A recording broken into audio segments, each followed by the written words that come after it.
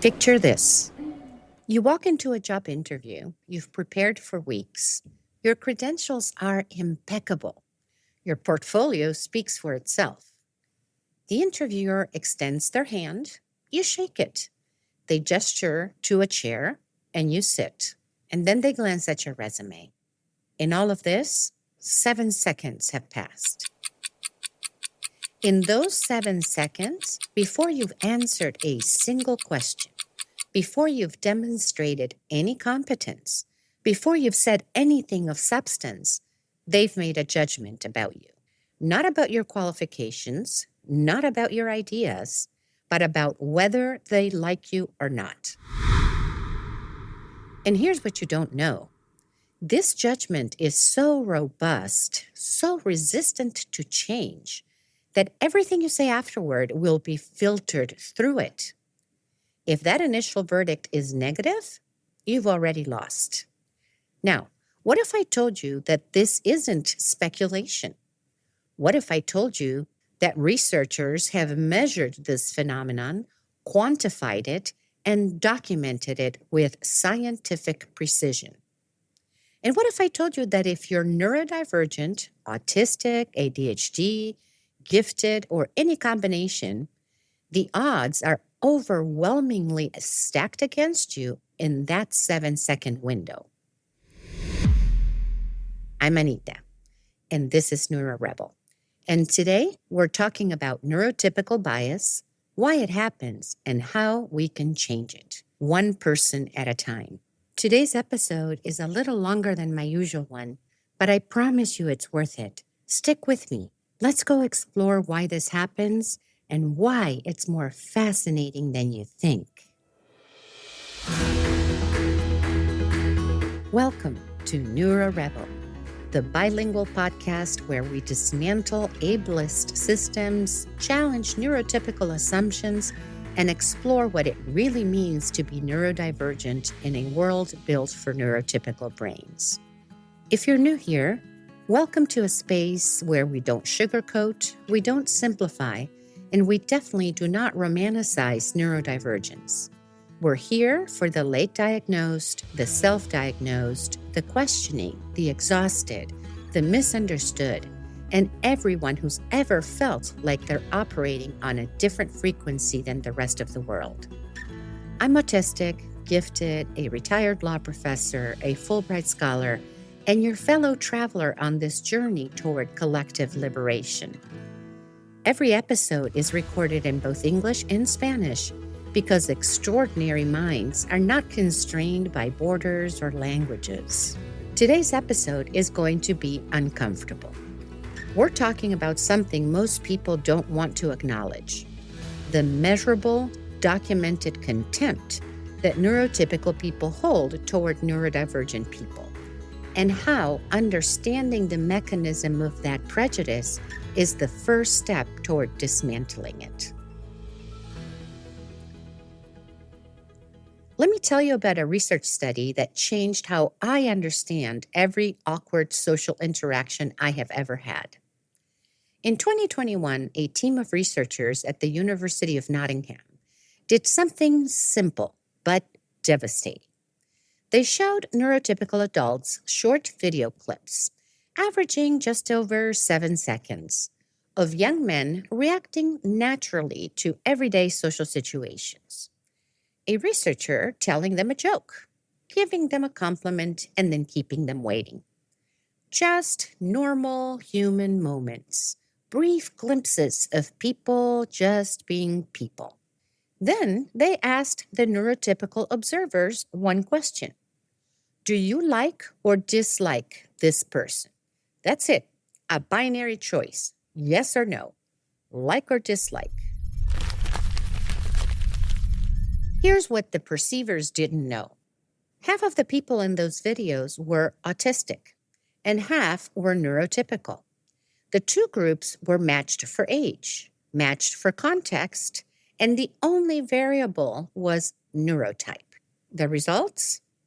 Neurotypical perceivers were significantly more likely to judge that they disliked autistic targets and not rated them slightly lower on a scale or not had mild reservations, actively disliked active negative judgment in 7 seconds based on nothing but observable behavior in mundane social moments.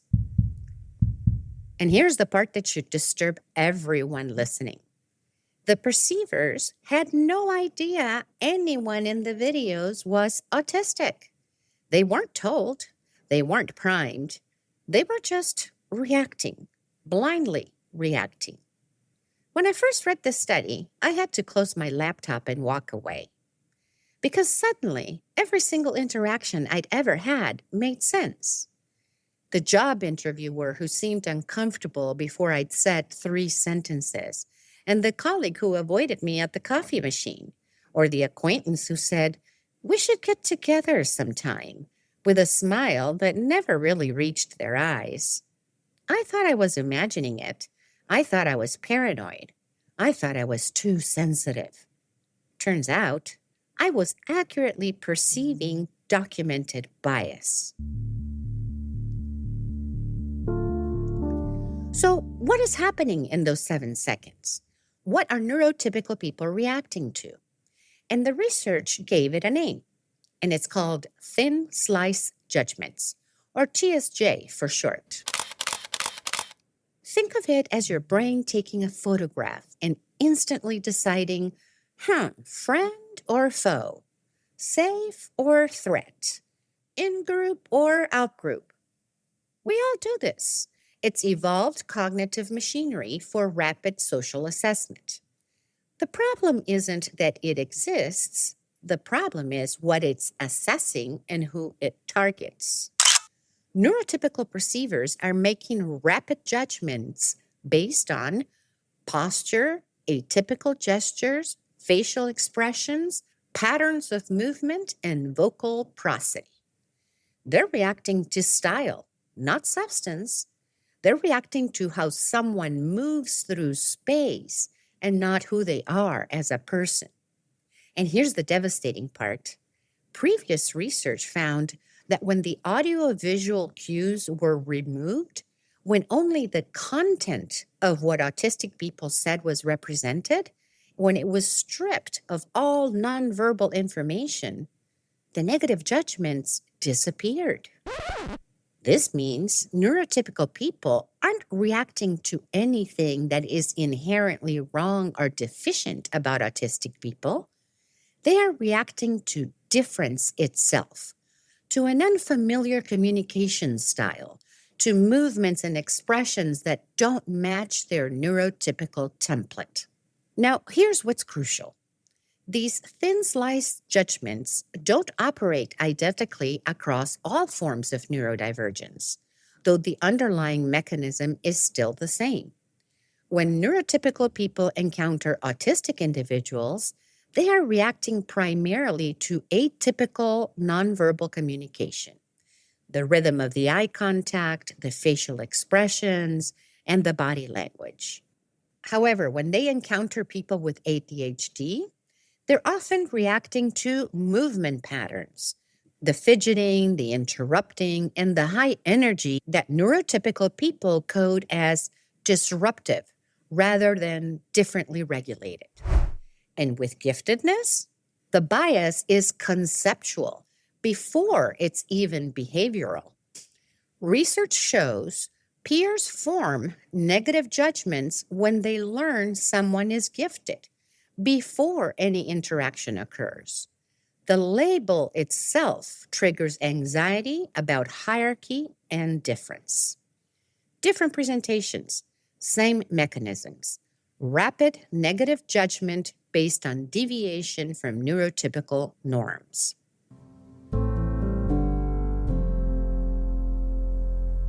So you might be thinking, okay, so first impressions can be harsh. But surely, once people get to know neurodivergent individuals, those initial judgments change, right? Wrong. The research shows that these thin slice judgments are highly robust. They don't generally change with increased exposure. Let me say that again, because this is crucial. Neurotypical people form lasting negative assessments of autistic people within seconds, and those assessments remain stable even after getting to know them. This is the invisible wall neurodivergent people run into every day. The judgment happens before meaningful interaction can even occur. It acts as a gatekeeper, ensuring that the positive contact necessary to challenge prejudice is preemptively blocked. You don't get the job, so you can't demonstrate your competence. And you're not invited to the social gathering, so you can't show your personality. And you're excluded from the group project, so you can't prove your collaborative abilities. The judgment prevents the very experiences that could contradict the judgment. And here's what kills me. Neurotypical people don't even realize they're doing this. It feels like instinct to them. It feels like accurate perception. They experience the discomfort of intergroup anxiety, the stress that comes from interacting with someone whose communication style differs from their own, and they interpret that discomfort as evidence that something is wrong with a neurodivergent person. Not with their own limited cognitive flexibility, mind you, and not with their own failure to bridge neurological difference. No, the problem must be us. But it gets even more twisted, because when the researchers asked neurotypical perceivers why they disliked autistic targets, the answers revealed something profound about projection, prejudice, and the cruelest irony in neurodiversity research. So what did these neurotypical perceivers say to justify why they disliked autistic targets? Remember, they didn't know these people were autistic, but they cited specific reasons. And what were those reasons? Well, the most common were, first, perceived awkwardness. Second, not wanting to talk to the person. And notably, fourth on the list, is the target's perceived lack of empathy. Just sit with that for a moment. Neurotypical people who have just demonstrated a profound failure to accurately perceive autistic people, who have just formed instant negative judgments based purely on superficial style differences, and who have just engaged in documented prejudice, accused autistic people of lacking empathy. For decades, autistic people have been told we lack empathy. It's even in the diagnostic criteria. It's in the public imagination. It's this stereotype that won't die. Sheldon Cooper, Rain Man, the brilliant but emotionally cold savant. The person who can't read emotions, can't connect, and can't care. And here's what neurotypical people have done with that narrative. They have weaponized it. They use it to justify excluding us from social groups. They use it to dismiss our testimony about our own experiences.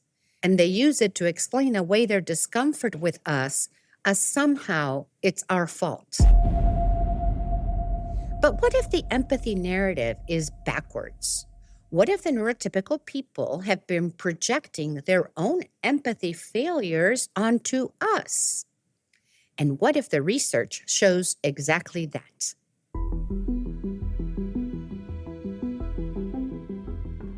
There's a concept in autism research called the double empathy problem.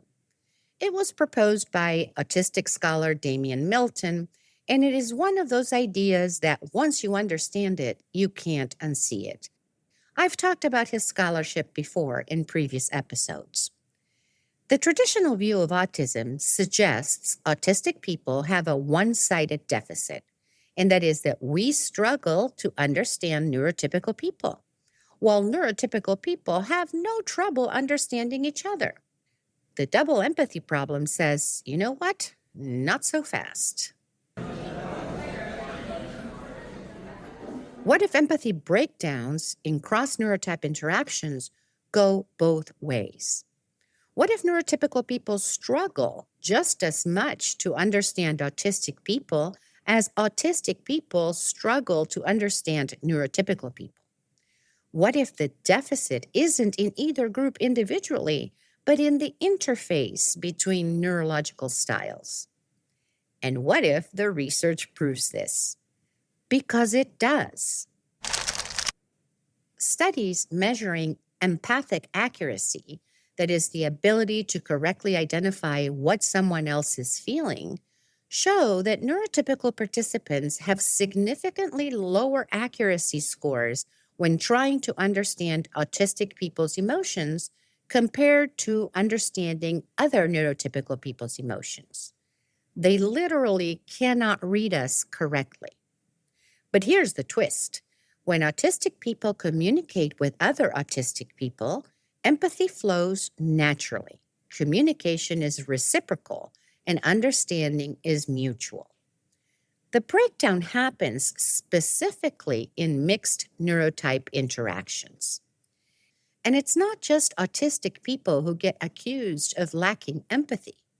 Research shows adults with ADHD are perceived as caring less about others' problems, which is another projection of neurotypical misunderstanding onto neurodivergent people. The pattern repeats itself. The majority struggles to understand the minority, but then blames the minority for that communication breakdown. So let me trace the logic here, because this is where it gets infuriating. Neurotypical people struggle to accurately read autistic emotional expressions. Because they struggle, they experience confusion and discomfort. And they interpret that confusion as evidence that we are emotionally flat, awkward, and here's the key phrase, lacking empathy. Then they use that misperception to justify instant dislike and social exclusion. And then they pinpoint to our social isolation as further evidence that we have social deficits. Do you see what's happening here? Neurotypical people's failure to understand us becomes reframed as our failure to be understandable. Their discomfort with difference becomes evidence of our deficiency. Their empathy failure becomes proof of ours. This is what philosophers call epistemic violence. When your testimony about your own experience is systematically discounted because the dominant group cannot or will not understand you on your own terms. Now, let's talk about the other major justification neurotypical people gave for disliking autistic targets, and it was awkwardness. And I want to ask you a question that I think is actually kind of profound. Why does awkwardness matter so much? Think about it. When neurotypical perceivers decided whether they liked or disliked someone, they ranked awkwardness as more important than trustworthiness. Seriously? Let that sink in.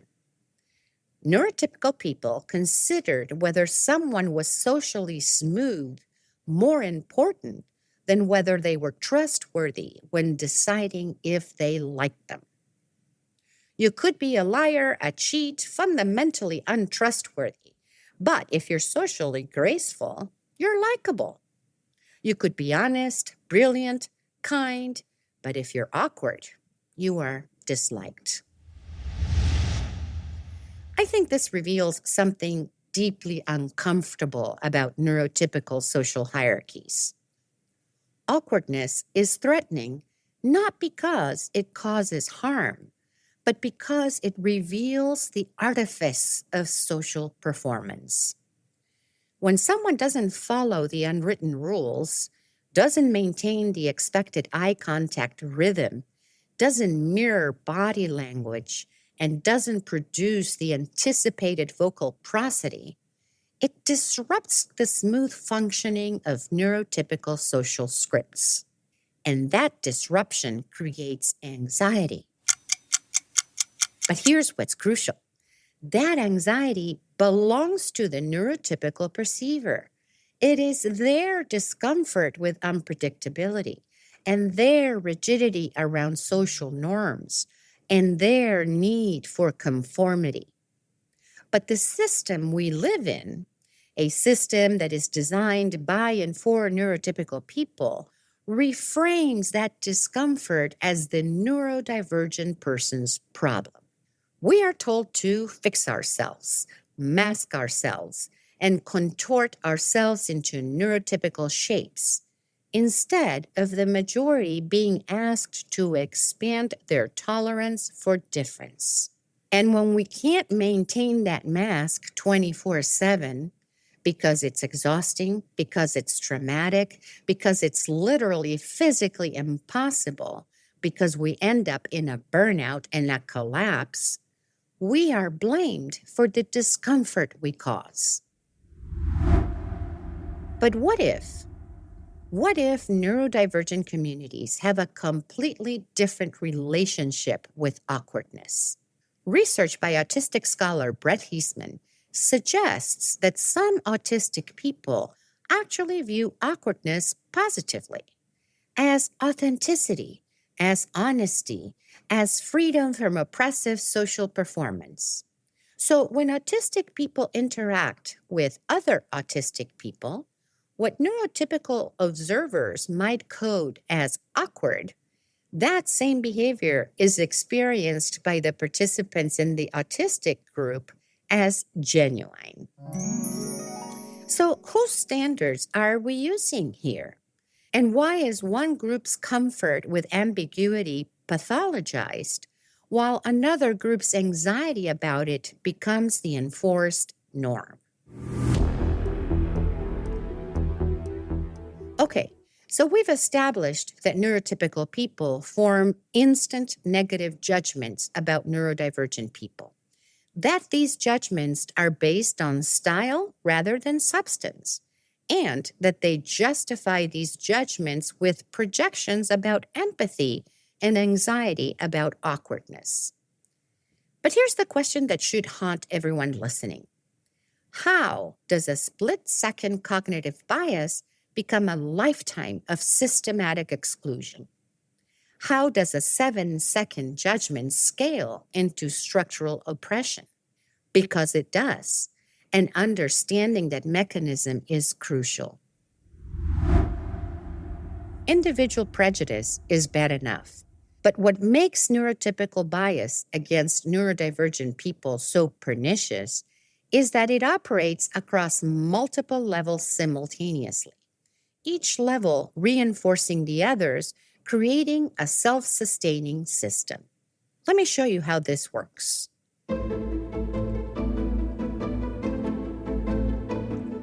The foundation is neuronormative ideology and institutional power. At the base, we have two intertwined elements: the cultural belief that neurotypical ways of thinking are correct, and the formal systems that encode that belief. This ideology has historical roots. In the late 1800s, statistician Francis Galton, yes, the eugenics guy, applied statistical methods to human characteristics and created the concept of, quote, norming. If you fell outside the statistical norm, you were, by definition, abnormal, deviant, and undesirable. That conceptual move, treating statistical rarity as inherent inferiority, laid the groundwork for over a century of pathologizing difference. And that ideology gets encoded into formal systems. The medical model of disability. Diagnostic manuals that frame autism and ADHD as disorders, deficits, and dysfunctions, that comes from that ideology. Genetic research focused on prevention and cure rather than support and accommodations, That comes from that ideology.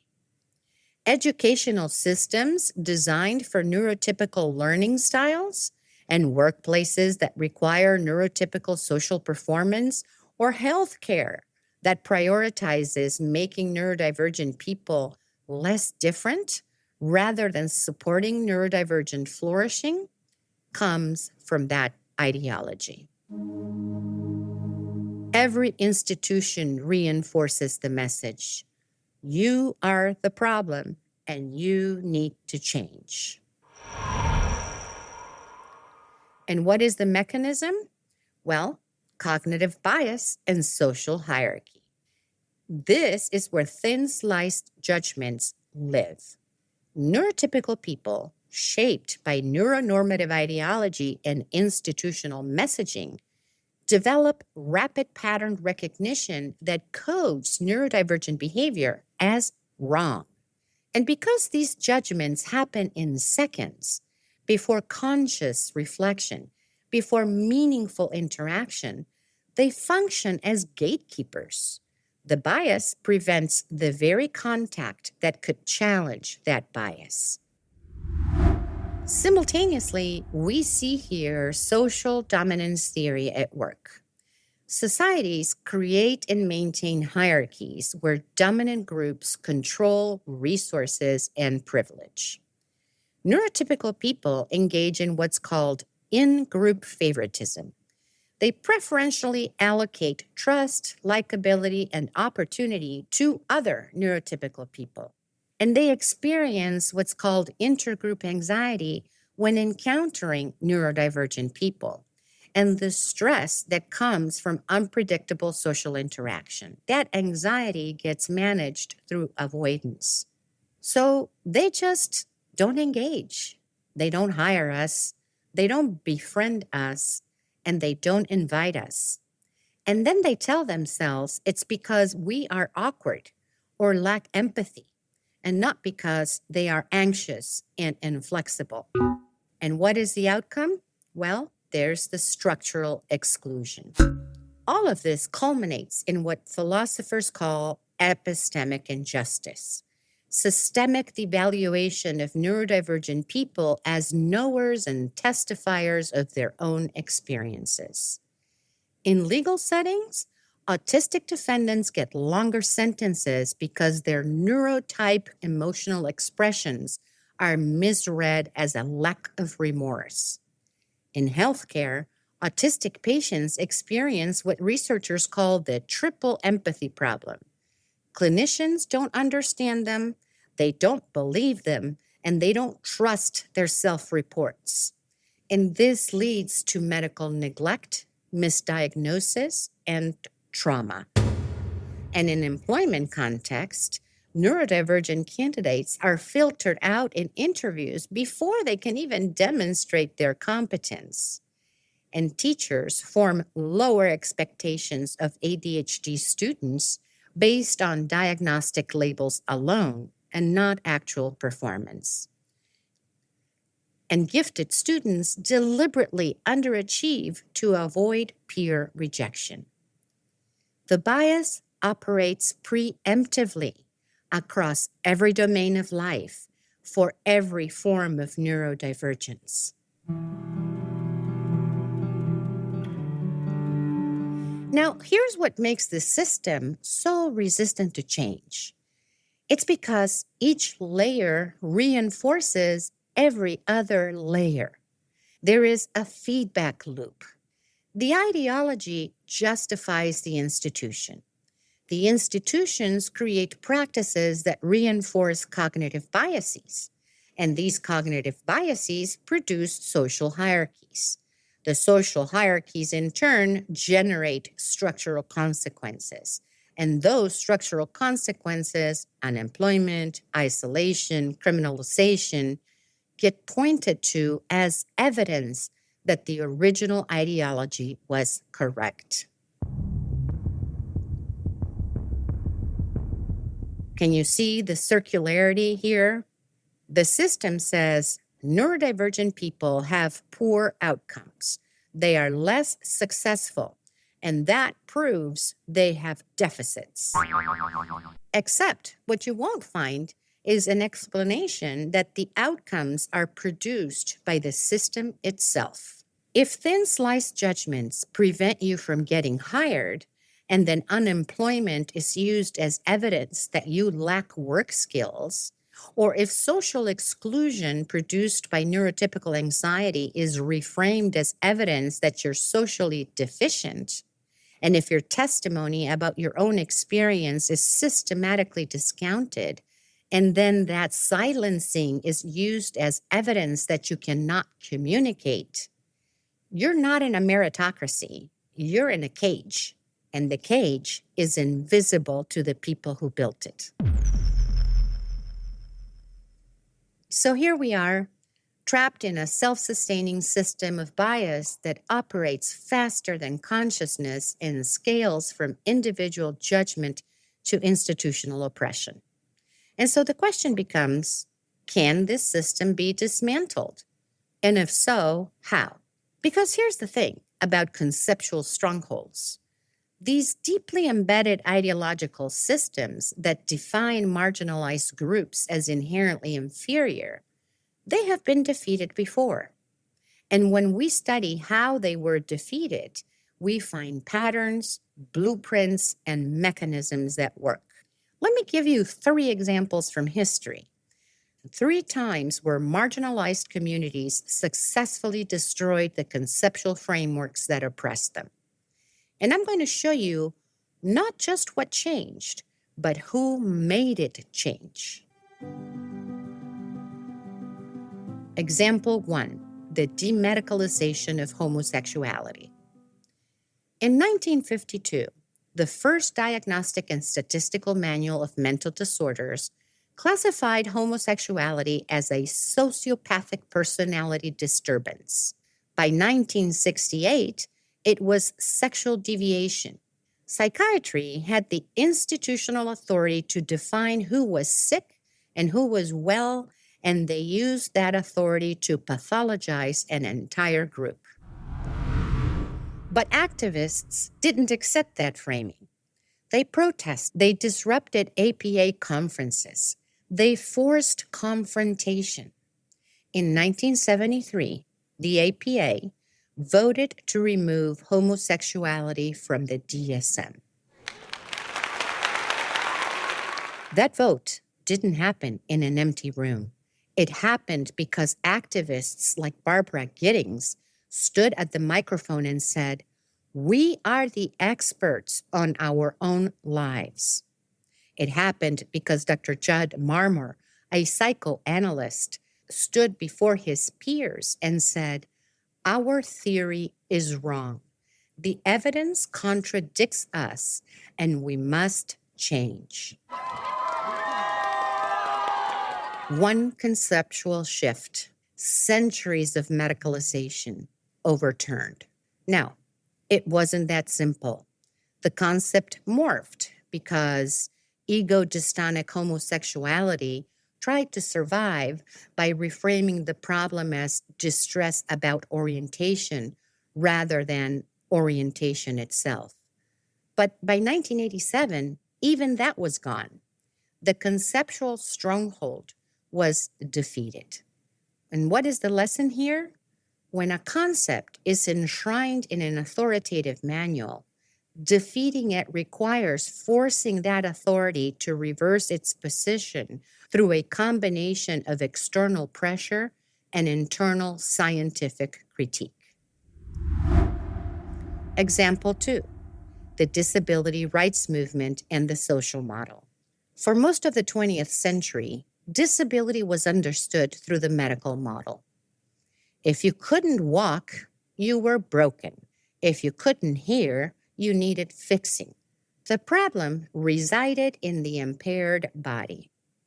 The disability rights movement engineered a conceptual revolution. They introduced the social model of disability. The social model said, hey, the problem isn't the wheelchair that I use. The problem is the building with no ramps. And the problem isn't the deaf person. The problem is the society that refuses to use sign language. The problem isn't the impairment. The problem is the environment's failure to accommodate it. One conceptual move, externalizing the fault from the individual to the system. And that move changed everything. That shift happened because people like Judy Hyman denied a teaching license because she used a wheelchair, said no. She organized, she sat in federal buildings, and she made them see that exclusion was a choice, not an inevitability. Because once disability is understood as society's failure rather than individual deficiency, accommodation becomes a civil rights issue and not charity. That conceptual shift enabled the Americans with Disabilities Act. It enabled legal protections, employment rights, and educational access. And so what is the lesson here? Replacing a deficit model with a difference model, shifting the locus of the problem from the marginalized group to the dominant system. That is revolutionary. Example 3. This is perhaps the most difficult to talk about. The collapse of eugenics. Early 20th century eugenics had it all. Scientific legitimacy, legal infrastructure, popular support, and the U.S. Supreme Court endorsed forced sterilization. An estimated 65,000 Americans were sterilized under eugenic laws. The ideology was based on oversimplified genetics, like the belief that complex traits like intelligence and morality were determined by single genes that could be bred out of the population. What killed eugenics required two simultaneous attacks: moral repudiation, and here the association with Nazi atrocities made the ideology politically toxic worldwide, and scientific invalidation. Advances in genetics proved the underlying science was wrong. Most traits are polygenic and are heavily influenced by the environment, and thus, quote, genetic improvement is a cultural value judgment, not objective science. Scientists like Herman Mueller, a geneticist who'd initially supported eugenics, publicly recanted when he understood the implications. And he said, "We were wrong. The science does not support this, and we must stop."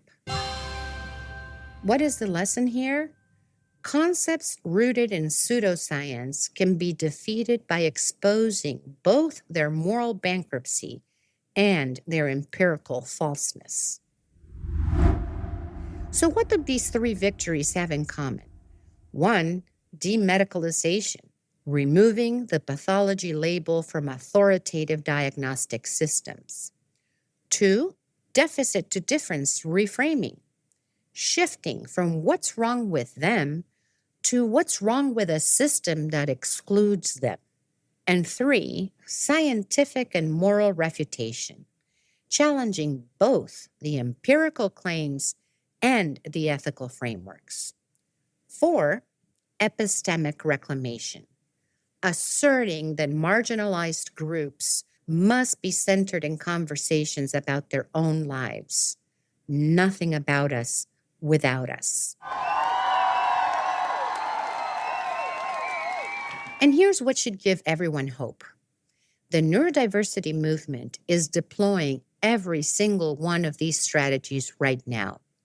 We are challenging the pathology paradigm and asserting neurodivergence as identity difference, not medical tragedy. We are demanding neurodivergent leadership in neurodiversity research. We are exposing the pseudoscience of cure-focused genetic research and its eugenic implications. And we're proving that what looks like a social deficit is actually mutual communication breakdown, the double empathy problem. So the battle is underway, but the conceptual stronghold is under siege. Now, I know what some of you may be thinking. This all sounds overwhelming, systemic, structural, individual prejudice reinforced by centuries of ideology and decades of institutional practice. How do we even begin to fight something that operates faster than consciousness? But here's where the research offers some genuinely hopeful insight. Knowledge works. Remember those thin slice judgments? The 7-second verdicts where neurotypical people instantly disliked neurodivergent people? Researchers tested what happens when you give neurotypical perceivers information before they watched the videos. So when perceivers are told some of these people are autistic and given basic education about autism, what it is, how it affects communication, and why certain behaviors occurs, the bias disappeared. Not just reduced, but disappeared. In some cases, it even reversed itself. Neurotypical perceivers who understood what autism was started rating autistic targets more favorably, seeing traits like directness and authenticity as positive rather than awkward. What is happening is cognitive override. The automatic bias still fires. That is hardwired pattern recognition. But conscious knowledge allows perceivers to recognize the bias as inaccurate and correct for it. They can say to themselves, I am experiencing discomfort, but that discomfort reflects my unfamiliarity with this communication style and not a deficit in this person. That cognitive move, that moment of epistemic humility changes everything. The same pattern holds for ADHD and giftedness. When teachers receive education about ADHD, their negative predictions about student success decrease. And when students learn about the stigma of giftedness, anti-intellectual attitudes reduce. Now, education isn't a complete solution. It doesn't dismantle structural ableism overnight, but it's a powerful intervention at the cognitive level. And that's where the 7-second verdict happens. And what does this mean for us, for the listeners who are interested in these subjects? If you're neurodivergent, autistic, ADHD, gifted, ADHD, dyslexic, or any combination, and you've made it this far into the episode, I want to talk directly to you for a moment. You have spent your life wondering what is wrong with you, why people seem uncomfortable around you, why friendships dissolve for reasons you can't name, why job interviews go poorly despite your qualifications, and why you're told you're too much or not enough or difficult.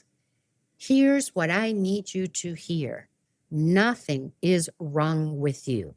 The research we've discussed today doesn't show that neurodivergent people are deficient. It shows that neurotypical people have limited cognitive flexibility in the face of neurological difference. Their discomfort is real, but it's their discomfort. It belongs to them. It's produced by their own anxiety about unpredictable social interactions, their own attachment to conformity, and their own failure to bridge cognitive difference. You are not responsible for other people's biases. You are not obligated to contort yourself into neurotypical shapes to make them comfortable. You don't need to apologize for the way your neurology expresses itself in the world.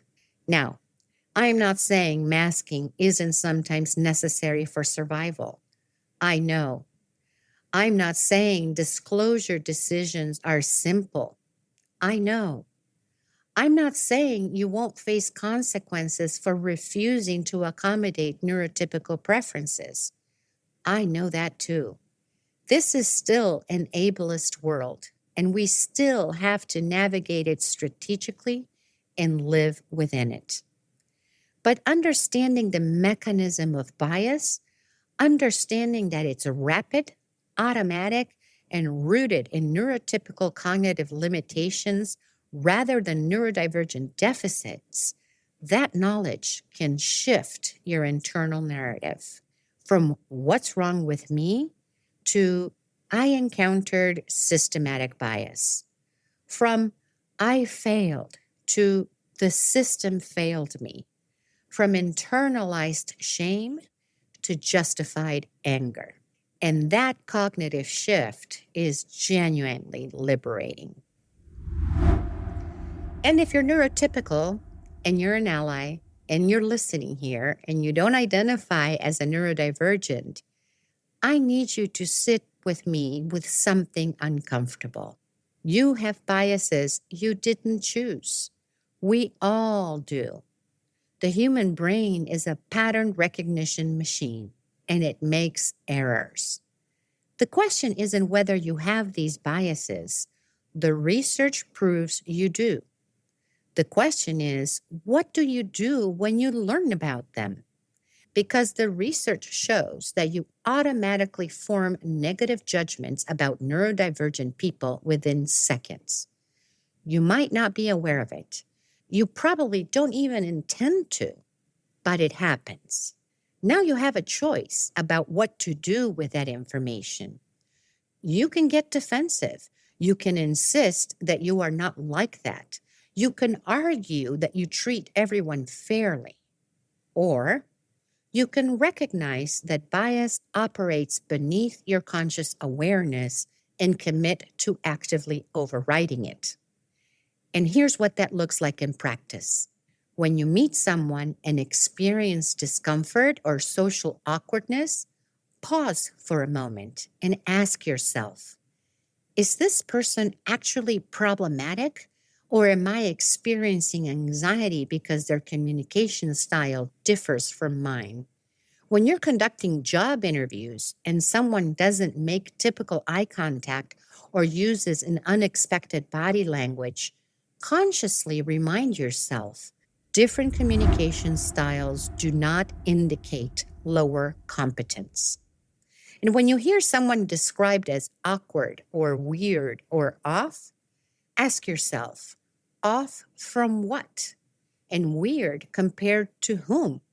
And what's the actual harm being done here?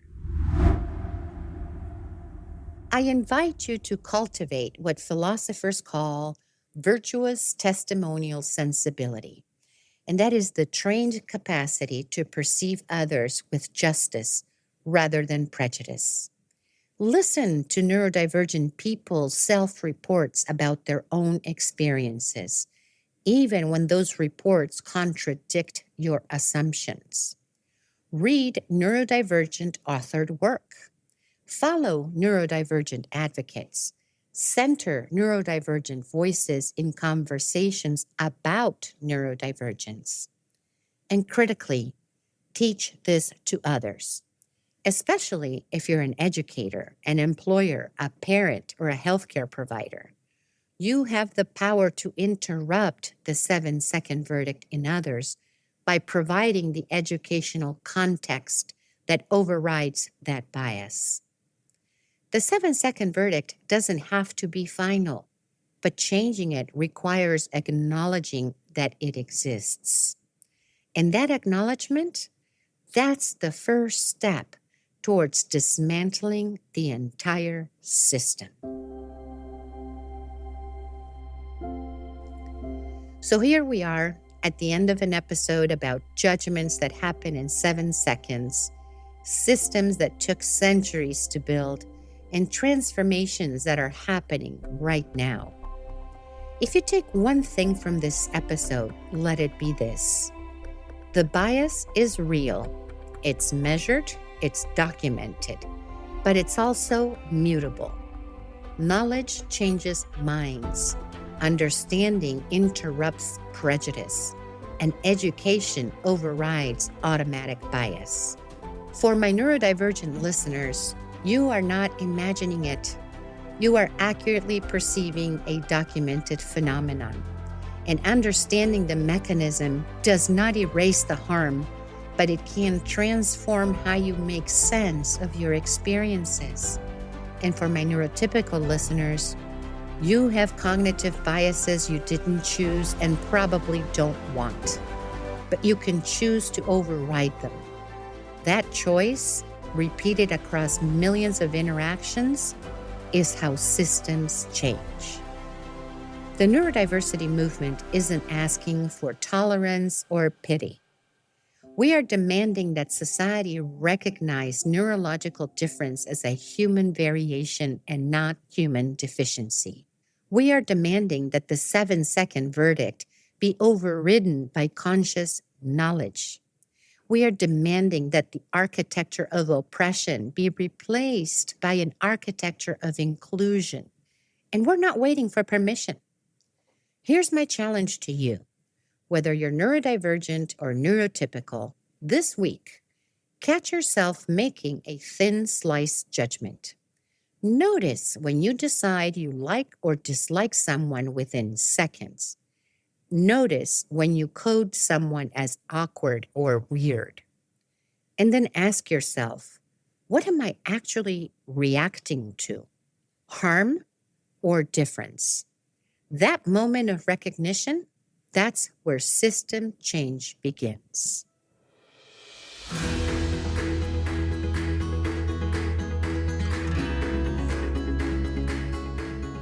Now, here's where you can support this work.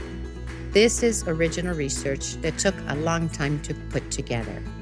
First, share this episode. Send it to someone who needs to hear it, whether that's a neurodivergent person seeking validation or a neurotypical person ready for uncomfortable truths. Second, please rate and review the show on whatever platform you're listening. Those reviews help other people find us, and this work only matters if people actually hear it. Third, if you have the financial means, support us by buying me a cup of coffee on my website, neurorebelpodcast.com. The links are on the show notes. Independent researchers like myself requires independent funding, and every contribution, whether it's $3 or $30, helps us keep producing episodes without advertisers or sponsors dictating our content. Thank you for listening to NeuroRebel. Remember, every episode of NeuroRebel is produced in both English and Spanish because liberation is not limited by language. The Spanish version of this episode will be available within 2 days. You can find us on all major podcast platforms and on our website at neurorebelpodcast.com and on social media when I'm most active on TikTok and Instagram. Full transcripts and detailed show notes with all research citations are always available on my website. Until next time, trust your perception, challenge the system, and remember that your neurodivergent brain isn't broken. The world that can't accommodate you is. This is Anita. Keep rebelling.